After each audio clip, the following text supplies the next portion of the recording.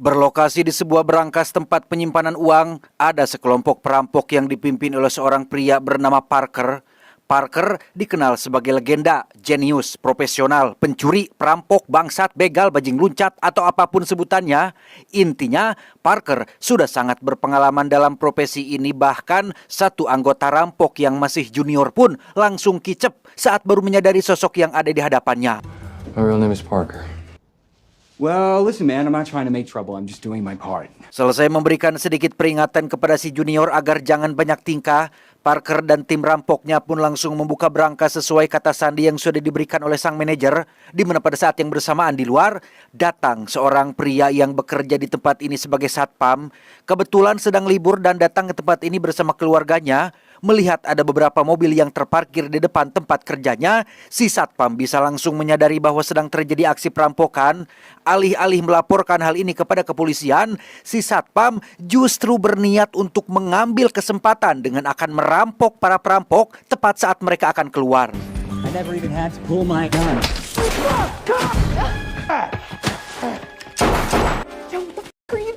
Dan ya, si satpam berhasil mengambil satu kantong berisi uang hasil rampokan, di mana Parker yang tidak ridho pun langsung melakukan pengejaran dan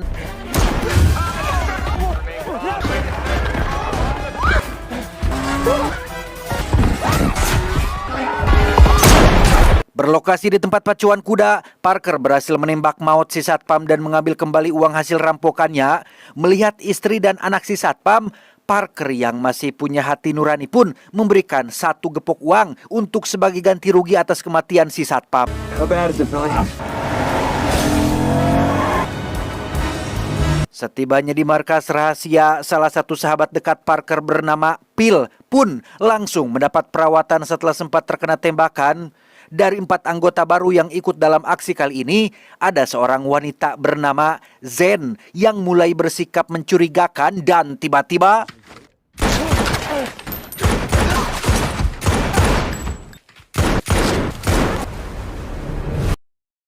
beberapa jam setelah Parker jatuh ke sungai dan anggotanya termasuk Phil tewas dibunuh oleh Jen si pengkhianat, Parker pun terbangun di hotel langganannya untuk mengambil barang pribadinya yang ia simpan di balik dinding salah satu kamar. Parker memberikan sejumlah uang sebagai ganti rugi atas kerusakan dan langsung pergi begitu saja. Parker pun menemui istrinya Phil untuk memberitahu tentang kabar kematian suaminya. Selain membawa kabar buruk tersebut, kedatangan Parker ke sini adalah untuk mencari informasi terkait sosok Zen si pengkhianat. Diketahui Zen adalah anggota baru yang dibawa oleh Phil dari luar. Parker hanya ingin tahu dari mana Phil menemukan sosok si Zen ini, dan tentu saja Parker ingin menuntut balas dendam atas kematian Phil sahabat dekatnya. Phil brought her in. Her name was Zen. She crossed disgrace. She shot Phil. Sempat tidak kooperatif, istri Phil akhirnya memberikan sebuah nama seorang pengusaha yang bisa menuntun Parker menuju sosok si Jen. Yang tepat sebelum pergi, Parker diminta pastikan untuk menghabisi pelaku yang telah membunuh suaminya. Kill her for me. Parker pun langsung menghubungi Groville, sahabat dekatnya yang lain yang kini sudah pensiun dari dunia rampok-merampok. Berkat informasi tambahan yang Groville berikan, Parker bisa lebih cepat menemukan sosok si pengusaha yang dapat menuntunnya kepada si Jen. I'll look around, see what I can do.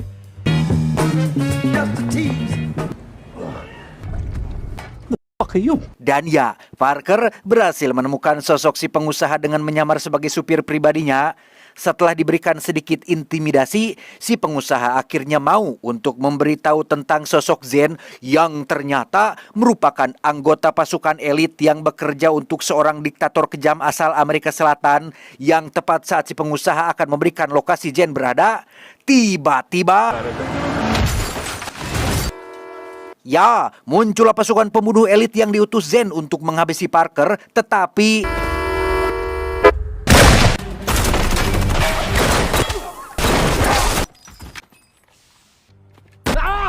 kurang dari 1 menit, Parker berhasil menghabisi pasukan elit tersebut. Parker menyisakan satu pembunuh yang tetap dibiarkan hidup untuk sebagai pemandu jalan menuju lokasi Jen berada saat ini. The one under construction. Berlokasi di gedung kosong, Zen terlihat sedang bersama Bosko, seorang pria gempal yang memiliki peta denah lokasi rencana perampokan lain. Terungkaplah bahwa Zen mengincar sesuatu yang lebih besar, hasil rampokan yang nilai dan nominalnya jauh lebih besar dan fantastis. Sederhananya, Zen sengaja berpura-pura jadi anggota tim Parker demi bisa merebut semua uang hasil rampokan tersebut. Uang hasil rampokannya Zen gunakan untuk sebagai modal awal untuk melakukan perampokan lain dengan hasil yang jauh lebih besar, dan Bosko dibayar mahal untuk mendapatkan peta denah lokasi perampokan tersebut. I wouldn't. Dan baru saja Zen akan berangkat bersama Bosko untuk mengambil petanya, Parker datang untuk menuntut balas dendam. Karena Bosko terlalu banyak cocot, Parker pun langsung menembaknya tanpa tahu jika semua uang hasil rampokan sebelumnya sudah Zen transferkan kepada Bosko demi untuk mendapatkan petanya. Shoot me! I needed him alive, you. All that effort, all of that money is gone now. I die! Karena Parker meminta penjelasan terkait alasan Zen membunuh sahabat dan anggota timnya, Zen pun akhirnya jujur menceritakan semuanya dari awal bahwa di negaranya Amerika Selatan ada harta karun yang tenggelam bernama Lady of Arintero, sebuah bangkai pesawat berisi relik, berlian, dan patung berharga senilai triliunan rupiah kalau dirupiahkan mah. Harta karun tersebut seharusnya bisa mengatasi masalah kelaparan di negaranya, justru malah dikuasai oleh sang diktator kejam yang selama bertahun-tahun membuat masyarakat menderita. Sebagai bentuk pencitraan sekaligus ingin dipandang baik oleh seluruh negara, si diktator pun menyerahkan semua harta karun tersebut ke pihak PBB yang ada di Amerika Serikat. Baru setelah itu, si diktator akan mengambil kembali harta karunnya dengan menyewa grup perampok lokal, seolah-olah itu adalah sebuah perampokan dan menjadikan dirinya seakan-akan menjadi korban. Interested? Who's he getting to steal it? The outfit. Dan inilah Tuan Lozini, ketua grup The Outfit atau organisasi profesional terbesar di Amerika Serikat. Bukan uang rakyat atau pajak yang ia curi, tapi lebih fokus ke barang antik langka yang bernilai jutaan dolar. Tuan Lozini dibayar mahal oleh sang diktator untuk mencuri harta karun patung Lady yang rencananya akan dilakukan beberapa hari lagi. Well, there's been a little bit of a hiccup. You bite your tongue. He's missing. Dia bernama Kincaid, orang kepercayaan Tuan Lozini yang bertugas khusus di lapangan.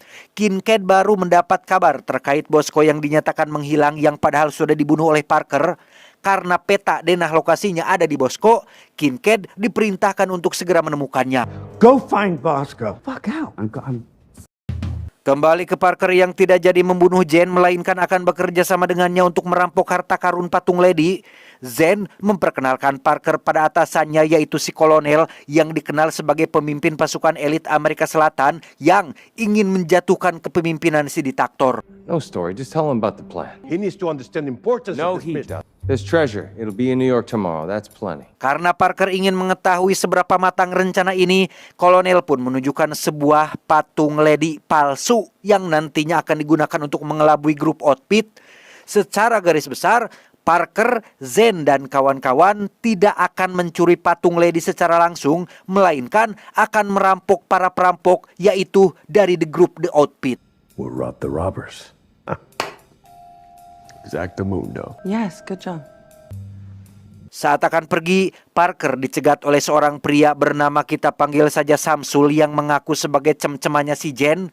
Dengan fakta bahwa Parker dan Jen akan selalu bersama, Samsul memperingatkan Parker agar jangan pernah ada niatan untuk menggoda ceweknya. Berlokasi di sebuah tempat hiburan, Parker dan Zen akan menemui kakak kandung Bosko untuk mencari petunjuk terkait peta lokasi tempat patung Lady-nya disimpan. Sebelum masuk, Zen memberitahu Parker bahwa kakak kandungnya Bosko diketahui punya riwayat penyakit jantung dan orangnya sangat panikan, sehingga perlu sedikit kelembutan untuk menghadapinya. Hey! Am I supposed to know you? Hey, Bosco. Dan bedus, Parker adalah manusia dingin yang tidak pernah bertele-tele. Karena terus didesak, si kakak pun memberitahu kamar tempat tidur Bosko termasuk boneka gajah favoritnya. Ketika Parker akan pergi mengambilnya, muncullah Kincaid dan pasukannya yang datang dengan tujuan yang sama, sehingga Si kakak pun mengalami serangan jantung akibat terus dipukul oleh salah satu anak buah Kincaid. Zen pura-pura sebagai dokter agar bisa meraih pistol yang ada di bawah meja dan inilah yang terjadi. I can help. Setelah berhasil menumbangkan para keroco, Parker pun langsung naik ke atas untuk mencari petanya. Tak lama setelah Parker menemukannya, muncullah Kincaid yang datang untuk merebutnya sehingga terjadilah pertarungan di antara mereka berdua. Tepat saat para polisi datang ke lokasi, Kincaid pun kalah jago dan justru nyaris terjatuh andai kata Parker tidak cepat menyelamatkannya. Namun ketika para polisi sudah masuk ke dalam, Parker langsung melepaskan tangannya yang membuat Kincaid jatuh tapi tidak sampai maut.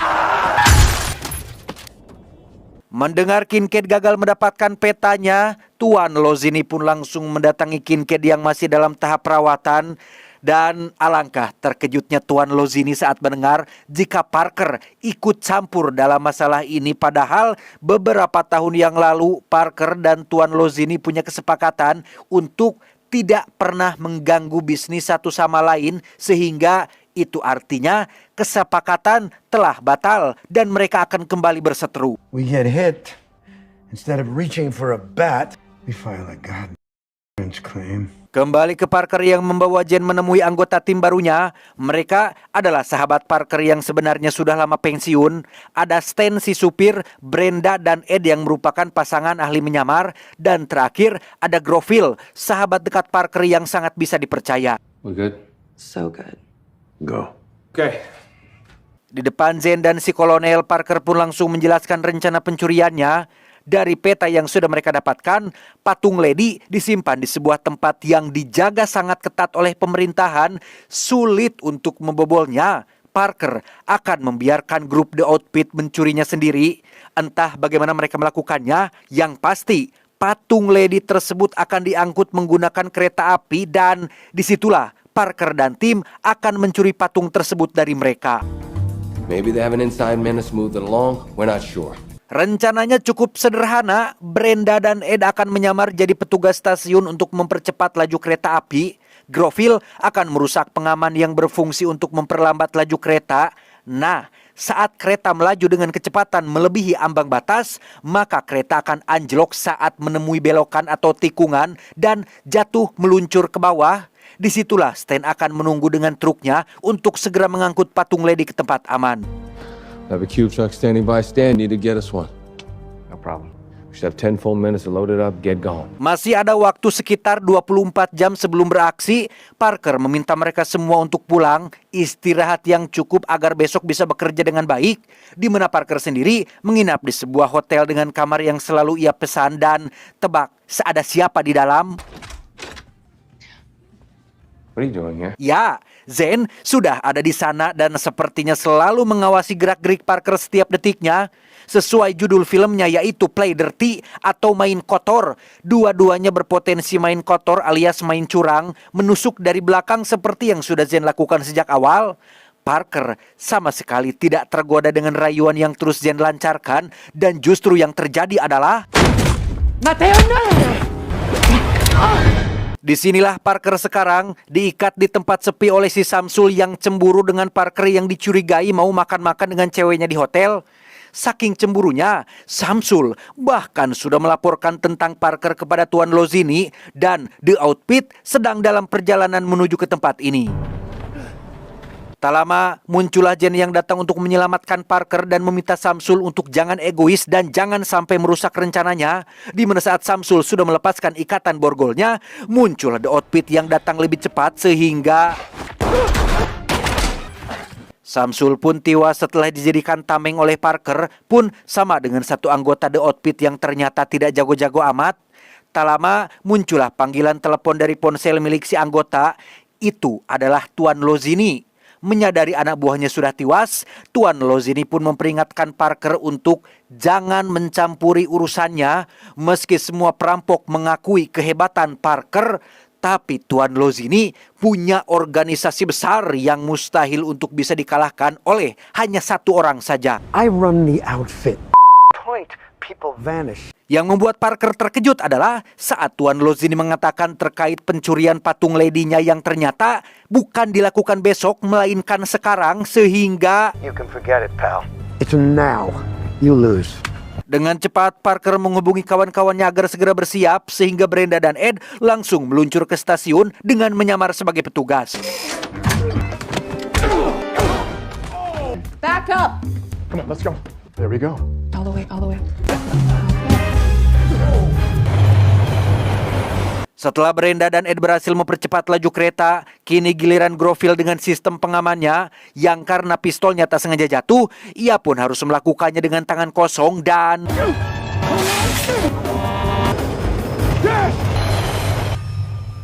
Di luar dugaan, keretanya tidak anjlok disebabkan kecepatan yang masih kurang, sehingga Groville dengan cepat pergi menuju belokan selanjutnya dan langsung menembak pengamannya dari jarak jauh.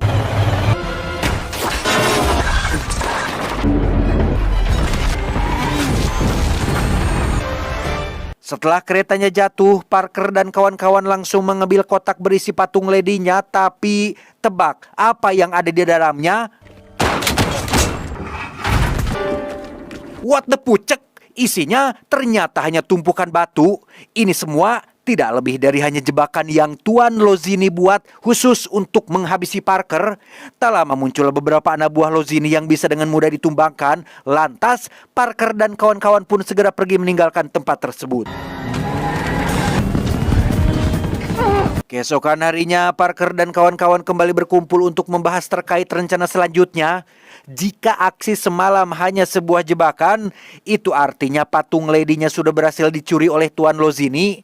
Sekarang, mereka hanya perlu mengetahui di mana Lozini menyimpan patung lady tersebut, dan satu-satunya kesempatan yang mereka punya adalah orang kepercayaan Lozini, yaitu Kincaid, yang saat ini masih dalam tahap pemulihan. But I know someone we can ask. And who is that? Kincaid. Dengan menyamar sebagai polisi, Parker dan Groville pun menemui Kincaid yang masih terbaring sakit. Setelah diancam akan dijatuhkan dari jendela seperti sebelumnya, Kincaid pun akhirnya jujur bahwa ia tidak tahu menau tentang di mana patung lady-nya disembunyikan. Namun ia tahu siapa calon pembelinya, yaitu seorang miliarder yang sangat kaya raya. I'm a helpful little motherfucker. Sorry. If you could copyright a fucking How was the steak? Dan inilah si miliarder yang akan membeli patung lady-nya dari Lozini. Parker datang seorang diri dan langsung menculik beliau dengan sangat mudah. Go. Right here. Tanpa harus menggunakan cara yang kasar, si miliarder langsung mengatakan di mana Lozini menyimpan patung lady-nya, yaitu brankas pribadi yang dilapisi baja tebal yang mustahil ditembus. Rencananya transaksi jual beli akan dilakukan besok, sehingga tak ada waktu lagi. Parker harus mencuri patung lady-nya malam ini juga. believe me, it's impenetrable. Parker membawa si miliarder ke markas untuk dijaga oleh Stan, sementara ia dan yang lain akan pergi ke lokasi brankas tempat patung lady-nya disimpan. Stan, where's his hood, man? Setibanya di lokasi, Parker dan kawan-kawan langsung beraksi dengan Zen yang menyamar sebagai pejalan kaki yang tertabrak mobil, sehingga ketika satpam datang menolong, Zen langsung memukulnya dari belakang. We'll help. Hands up, turn around, come on. Tepat di saat yang sama di markas, Stan pun lalai dengan tugasnya ketika ia tertidur akibat terlalu banyak minum Homer, sehingga si miliarder langsung memanfaatkan itu untuk kabur dan memberitahu Lozini tentang rencana pencurian si Parker. What? No, just get back to your house. I'll send you some of my people. Yeah. Tanpa buang waktu, Lozini dan The Outfit pun langsung meluncur ke lokasi untuk mencegah Parker mencuri patung lady-nya. Namun terlambat. Parker dan Groville terlihat sudah berada di dalam dan akan meledakkan pintu bajanya dengan dinamit.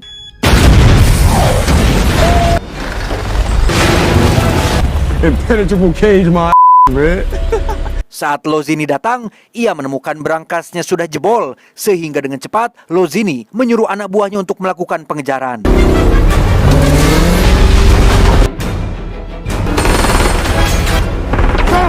Saat terjadi kejar-kejaran, tali pengikat patung pun terlepas akibat terkena tembakan. Parker terpaksa keluar untuk membetulkannya dan tak sengaja terlempar akibat menikung tajam.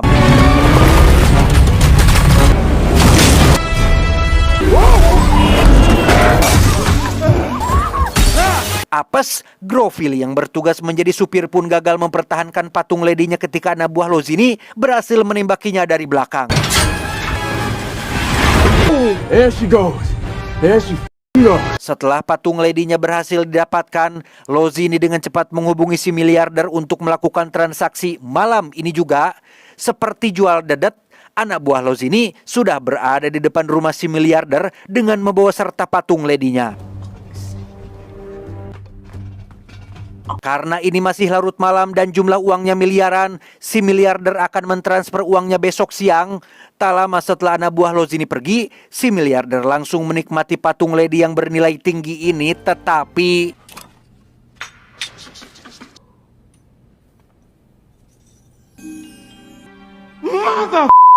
setelah menyadari bahwa patungnya palsu, si miliarder pun langsung memanggil si diktator untuk membereskannya. Alhasil, Lozini pun dituduh telah berkhianat, yang padahal ini semua adalah jebakan balasan yang sudah Parker rencanakan. We're going back to Greenbrook. Greenbrook. Why? Because that's where the lady... Ketika Lozini dan pasukannya baru mau berangkat, Parker CS sudah lebih dulu ada di sana, membobol berangkas lain tempat patung ledi aslinya disimpan.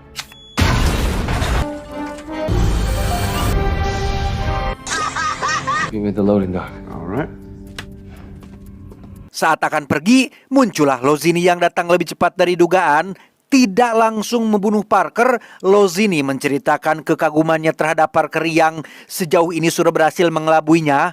Parker ternyata sudah menukar atau mengganti nomor berangkasnya dengan cara dicat ulang. Patung ledi yang asli sebenarnya tidak pernah meninggalkan tempat ini. Patung yang Parker bawa tadi adalah patung palsu yang sudah dipersiapkan jauh sebelum aksi ini dilakukan. Can't let you have her. Ya, sebelum Lozini datang, Parker sudah menyiapkan peledak yang dapat diaktifkan dengan remote kecil yang jika Lozini merasa dirinya paling pintar dan selalu selangkah lebih maju, ia sudah salah besar. Ini semua masih bagian dari rencana yang sudah Parker persiapkan karena patung ledi pun hancur tak tersisa. Parker sengaja melakukannya demi hanya untuk mendapatkan Lozini. Alasannya sudah jelas, Parker ingin membuktikan bahwa meskipun hanya sendirian, ia mampu meruntuhkan satu organisasi besar hanya seorang diri. Nobody tells me where I get to walk. Keesokannya, semua anggota tim tampak kecewa karena tidak mendapatkan apapun setelah effort yang mereka lakukan habis-habisan edan-edanan. Namun Parker punya kejutan rahasia, yaitu beberapa butir berlian yang ia cabut dan preteli dari patung ledi yang harganya tentu sangat mahal meskipun tidak sebesar patung ledi. Selesai memberikan upah kepada timnya, Parker pun pergi menemui Zen untuk menyelesaikan pekerjaan terakhirnya. Di situ Jen terlihat sangat berterima kasih karena meskipun patung ledinya sudah tidak ada, setidaknya seluruh rakyat di negaranya bisa bernapas lega karena berkat aksi Parker kemarin, sang diktator kejam akhirnya ditangkap setelah terbukti terlibat dalam aksi pencurian bersama Lozini. Dan jika Zen mengira semuanya sudah selesai, sebentar dulu kawan. Meskipun niat Zen baik yaitu ingin membebaskan rakyatnya dari penderitaan, namun cara ia membunuh Phil, sahabat dekat Parker, tetap tidak bisa dibenarkan. Parker sudah diberikan mandat oleh istri mendiang yang apapun alasannya, Parker tetap akan menuntaskan misi awalnya.